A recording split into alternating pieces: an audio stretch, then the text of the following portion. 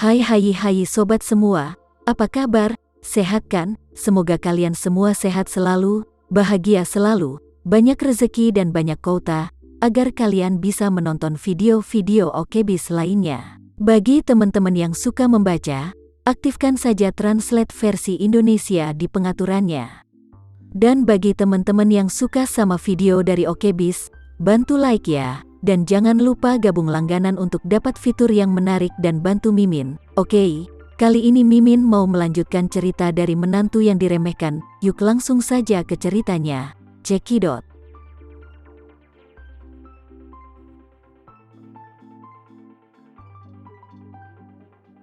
Glenn memandang Rika yang berada di tanah dan mencibir dengan jijik. Rika, kamu pasti tidak pernah membayangkan bahwa kamu akan mengalami hari yang buruk ini kan? Rika sangat ketakutan, tetapi karena mulutnya tersumbat, dia tidak bisa berbicara dan hanya bisa menangis dengan keras. Glenn melepas handuk dari mulutnya. Rika langsung berseru, "Glenn, kamu tua bangka sudah bau tanah, berani-beraninya menculikku? Percaya atau tidak, menantuku pasti bisa menemukanku dan meledakkan kepalamu."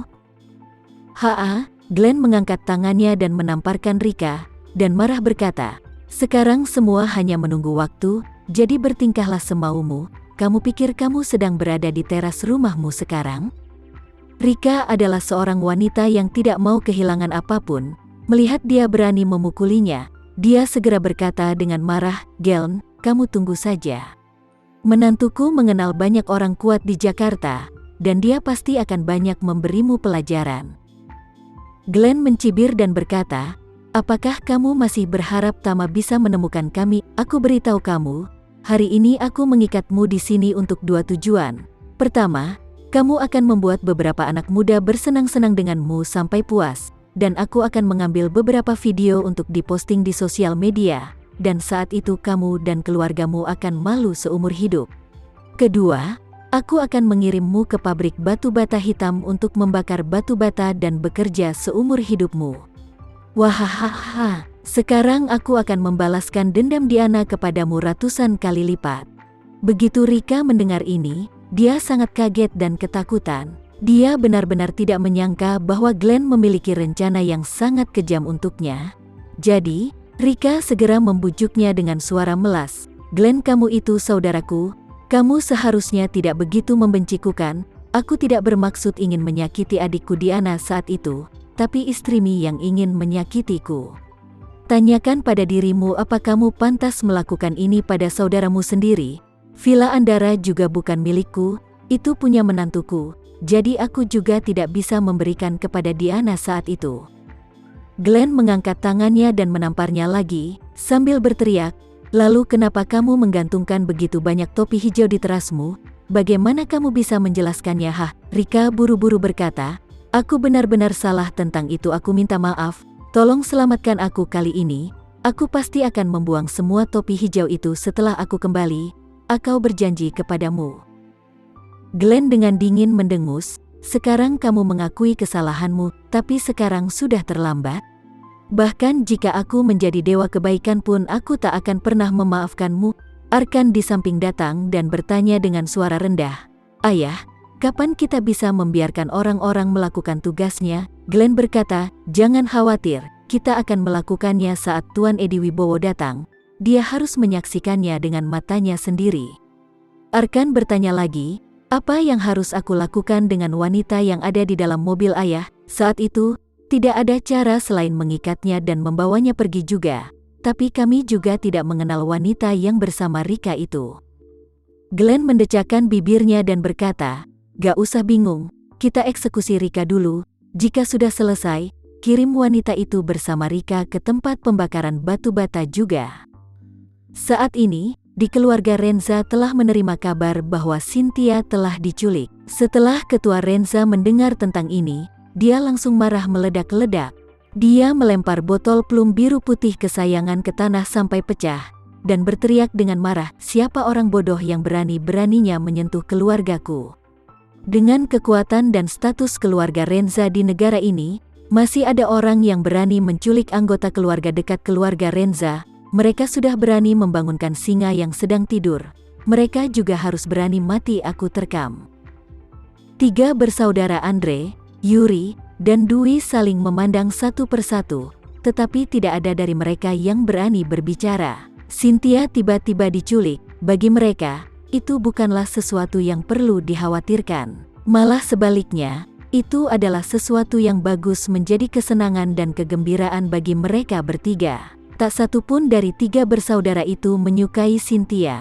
Alasannya mereka bertiga tidak lebih hampir sama. Jika Cynthia, seperti Ratna Renza, putri bungsu dari keluarga Renza, yang terus tinggal bersama suaminya saat dia sudah menikah, mereka tentu tidak akan kecewa dengan Cynthia dan membencinya.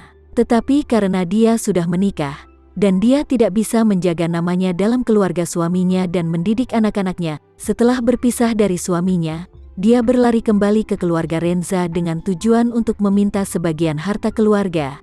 Ini membuat ketiga saudara laki-laki keluarga Renza geram dengan sikapnya dan memperlakukannya dengan rendah. Apalagi Cynthia sangat menyebalkan dan sombong. Dia tidak pernah menghormati ketiga bersaudara itu, hanya menghormati sang ayah saja.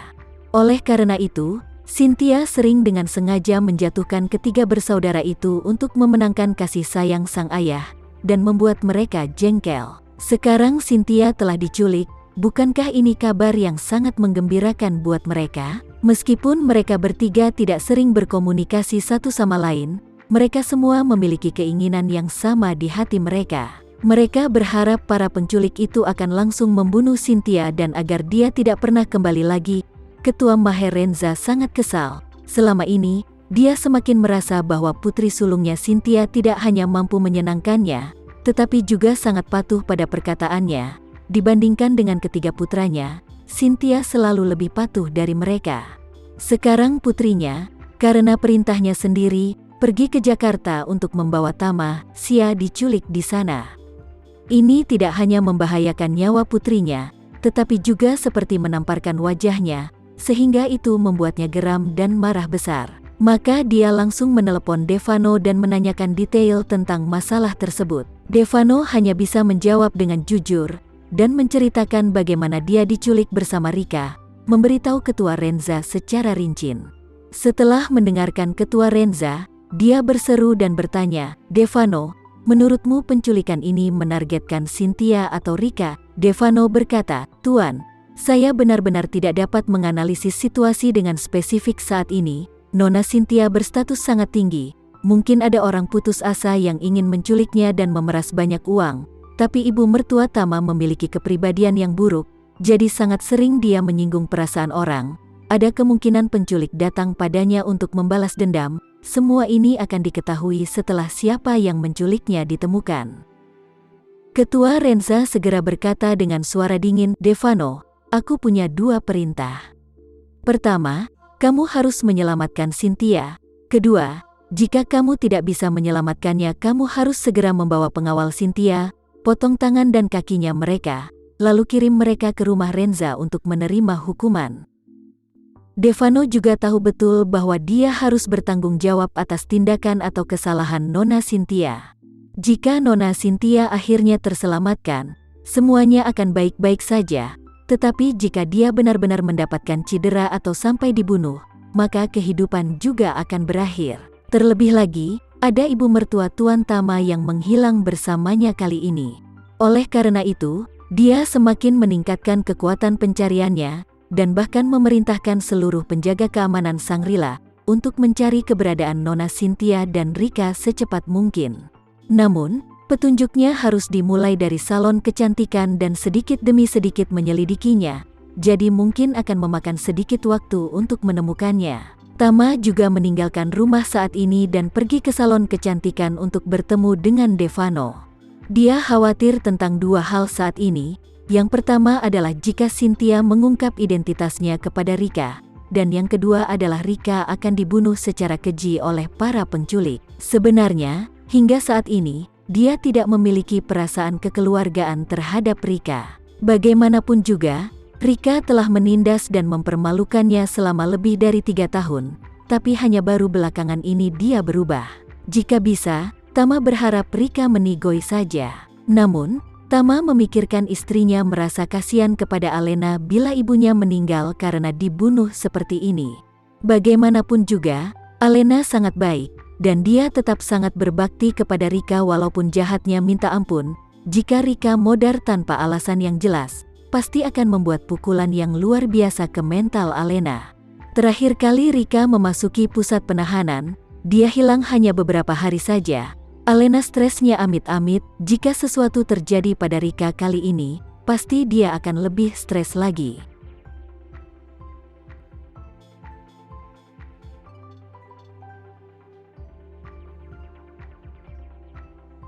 Sekian dulu ya cerita kali ini, kita lanjutkan ceritanya nanti ya. Terima kasih sudah menonton video dari Okebis, semoga video ini bisa menghibur kalian semua.